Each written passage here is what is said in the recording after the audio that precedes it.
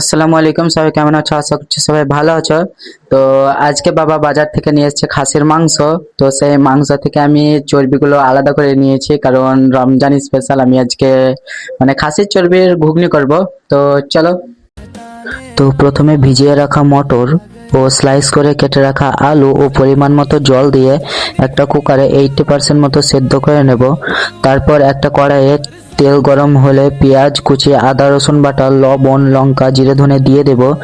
তারপর চর্বিটাকে দিয়ে দেব। বেশ কিছুক্ষণ ধরে কষিয়ে সেদ্ধ করে রাখা মটর দিয়ে দেব ও পরিমাণ মতো জল দিয়ে উপর থেকে কেটে রাখা ধনেপাতা ছড়িয়ে দিলেই রেডি আমাদের খাসির চর্বি দিয়ে ঘুগনি। তো এটা আমি এখন খাবো না, এটা আমার ভাইকে দিয়ে আমি এখন টেস্ট করাবো।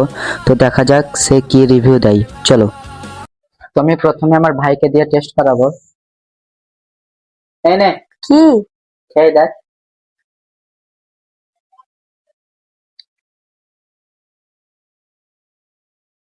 কেমন হয়েছে। মাশাআল্লাহ, ভালো হয়েছে, কিন্তু লবণটা একটু কম হয়েছে আর কি। ভালো হয়েছে।